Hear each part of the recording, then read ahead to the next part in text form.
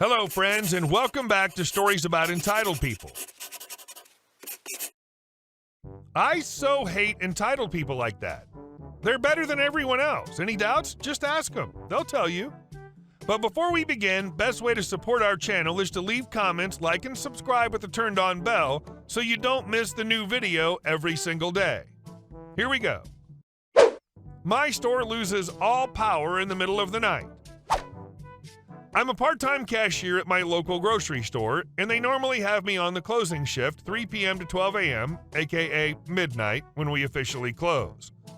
The story starts yesterday at about 10:15 to 10:30 p.m.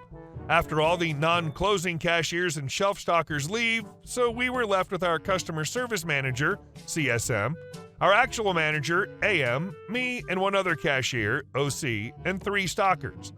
We were all doing our thing because we were a smaller store. I was at the register checking out a line of about 5 people, and the other cashier was sweeping up the front. I start scanning the next customer's stuff, a bunch of French breads, when all of a sudden the lights flicker and then everything goes dark. A loud popping sound and alarms start going off, and I'm left with the emergency power powering my register screen, basically blinding me with the bright blue and white UI and the sudden near absolute darkness. I'm looking around wondering what the hell to do when the actual manager rushes up behind me and tells me to get everyone out the door as soon as possible, which in hindsight was probably to prevent anyone from stealing, causing panic and hurting each other, etc. I found out from this event that I actually do really great in high-pressure situations. So immediately I start yelling, corralling, and ordering all the people in line to get them out the door alongside AM, who was forcing the doors open to let them out. It actually went rather smoothly, even with a couple kids crying from the shock of it all. After they were all out, I was sent by AM to scour the rest of the store to see if there were any stragglers, so I fast walked around the store looking through each dark aisle to see any silhouettes of confused and/or stealing customers. No one was there except a couple of customers in the pharmacy area who just turned on their phone flashlight and kept shopping, which was really funny to me. That all they did was turn on a flashlight and continue shopping like nothing happened? They didn't even steal anything. Literally just continued shopping.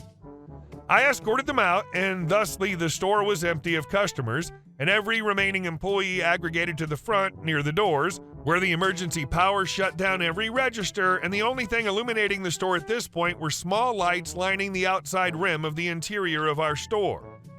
AM tells the lot of us to guard the fire exits, which we have 3 of in case someone tries to get in or out. Maybe.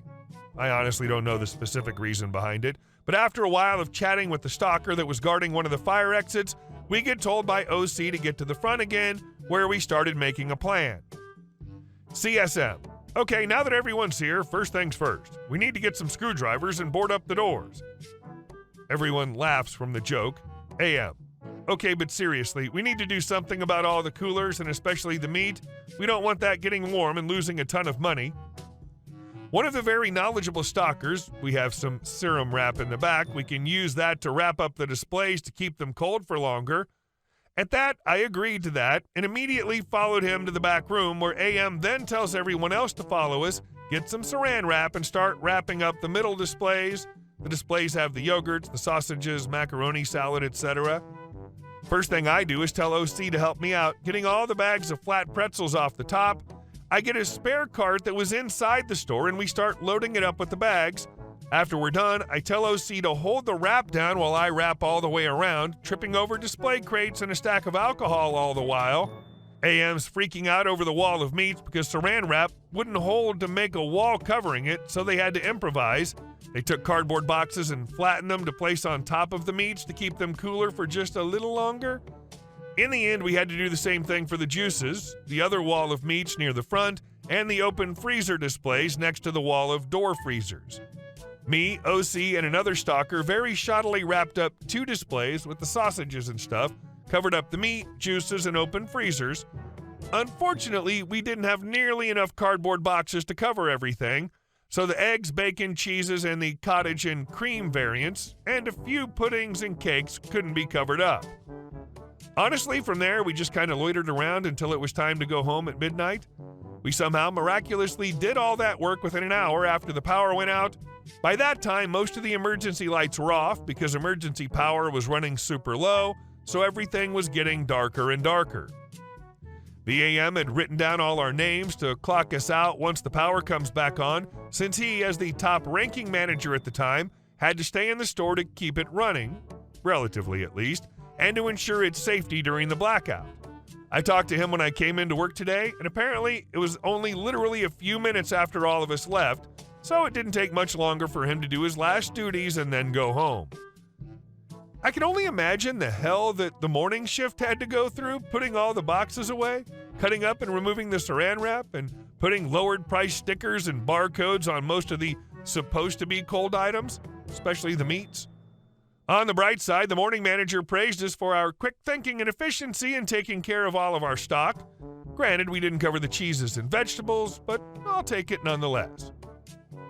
This whole thing was one hell of a team-building exercise, though, and the most interesting thing to happen in my short, nearly 3 months of working here. It was a lot of fun, too, running around a grocery store while it's pitch black. It's clear that despite the challenges, your team made the best of the situation and managed to turn it into a memorable and somewhat enjoyable experience. Plus, getting praise from the morning manager for quick thinking is always a nice bonus. Kudos to you and your colleagues for handling the unexpected blackout with such grace and humor. And our second story. You can't leave the tour? Never mind, you work here. In the late 1990s, I was a young college student working as a summer intern at NASA's Johnson Space Center in Houston, Texas, where Mission Control is. I worked in a building that had a lot of offices and labs for programmers and electrical engineers in the front, a big industrial space, a maze with lots of pipes, catwalks, warning labels, with a huge vacuum chamber in the center, and then me in a closet at the back of the building that had been transformed into an office. Each day I would go out to lunch and make my way through the maze. One day, early in my internship, I discovered lots of people taking pictures of the vacuum chamber and making their way out of the building. I merged into the crowd and went out of the building with them. They continued going straight, and I made a left to head to the cafeteria. About 50 feet later, I hear someone shouting, "Come back! You can't leave the tour! You could be charged with trespassing!" I turned around and saw a young woman yelling at me. And then I realized all the people were getting into a tour tram. But then she was able to see I was wearing a badge and said, "Never mind, I didn't know you worked here." After lunch, I talked to my boss, and she explained that Space Center Houston, a museum nearby, ran tours, and our building was one of the stops. She thought it was funny that they thought a tourist was trying to escape. For the next few weeks, I would delay leaving for lunch if a tour group was also leaving the building so that I wouldn't be confused for a tourist and get yelled at. But then later, I started deliberately merging into the group and would then start to run to the cafeteria. When I would hear a shout, I would explain/show that I was an employee. After a week or so of this, all the tour guides knew of me. I wonder if I got a cool nickname. And they stopped getting alarmed. But I could still hear the tourists make a commotion, and that made it worthwhile. And our last story. The city mowed my wildflower meadow. We have a property with a drainage easement that contains a detention pond, basically a 20 by 20 concrete box. This is part of the city stormwater system.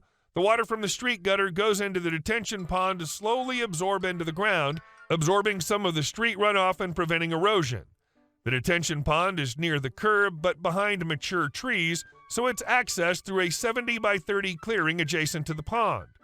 We're in a forested area. Everything except that clearing has mature trees covering it. Every 5 to 7 years, the city brings heavy equipment to dredge the pond. They come to the door ahead of time, and I've worked with them on making sure they have adequate access to get to the pond as required by the drainage easement. That's why the 70 by 30 clearing exists.